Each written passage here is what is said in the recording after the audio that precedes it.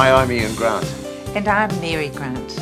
We enjoyed our kids so much during the 6 to 12 year stage. I mean, we've always enjoyed our kids, but those years were particularly great. They were out of nappies and they weren't yet after the car keys. They were great fun too. And I enjoyed the feeling of extra liberty I got when the kids were at school. They could occupy themselves, play at their friends' places. I could start to get my life back. If you've got primary school aged children, then realise this. These are the good old days.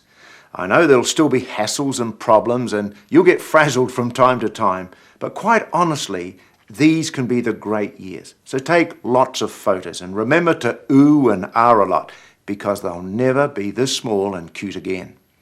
Yes, it's a great stage, but it's also a vitally important one. These school-age years are a window of opportunity. The 6 to 12 year stage is the big chance to get ahead. It lays the foundations for your child's teenage years. In fact, it lays the foundations for their whole lives. We'll be talking a lot about this over the next 6 sessions. Is there a secret for getting through those teenage years? Yes, it's what you do with your kids now, during these easier years leading up to adolescence. Perhaps you're not finding that these years are all that easy. Well, I don't want to scare you, but this stage is a doze under the palm trees compared to what's around the corner in the teen years. The thing is, this course is going to help you get on top of those problems now, nip them in the bud, so that they don't grow into humongous problems during adolescence. During these years, they'll be forming values and behaviour habits.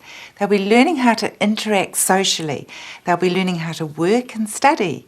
They can learn things very easily now that will be so hard for them to learn later in life. So this really is an opportunity of a lifetime. But remember, an opportunity of a lifetime only lasts as long as the lifetime of the opportunity. These years will go by faster than you can ever believe. Make the most of them. That's why your kids are so incredibly fortunate to have you, because you're at this course.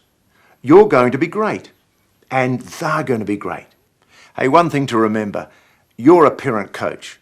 You're not a zookeeper, you're not a jailer, you're not a security guard, you're a parent. You're doing the most important, the noblest job in the world.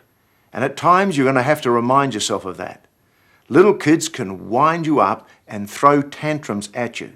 You've got to say to yourself, I'm the big person here. I'm not going to be bullied by a 7-year-old. Sometimes you might feel too shy to raise an issue with your child's teacher. You've got to say to yourself, I'm the child's parent. I'm the builder of my child's life. Teachers are important, but they're only subcontractors. Realise the dignity of your job. Parents, you have authority, but you're not a tyrant. You're not so much a boss as a coach. You use your authority to help them see themselves as members of a team. You help them to value each other, let them know that you're interested in their opinions. You lay the foundations in your family so that the kids know they're allowed to talk about things, allowed to feel, allowed to think. You're going to be giving them the foundation so that as part of a team, they can solve problems and feel connected and secure. As a coach, you'll be setting the pace for your kids, so they'll always have new goals and challenges ahead of them, without getting daunted. We've got a whole session on that coming up. A big part of that is training them that added maturity means added responsibility. Chores for kids is a lot more than just getting some work done around your place.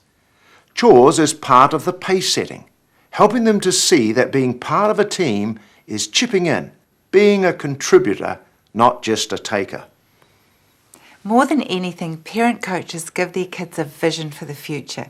When they see that you believe in them, that you can see talent and potential and goodness in them, then that will make an incredible difference. Part of that vision will come as you train them in values, to be honest, responsible, to treat others well, show respect for people, and so on. These values will give them a ruler to measure themselves against. People who know what their values are and have the strength of character to live by them will have the healthiest form of self-esteem. Your values will give your child a goal, a vision of themselves as someone good and noble. That will be the richest gift you ever give your child. I know that you're going to enjoy this course, and I'm sure that your kids are going to enjoy the changes it will make at your place too.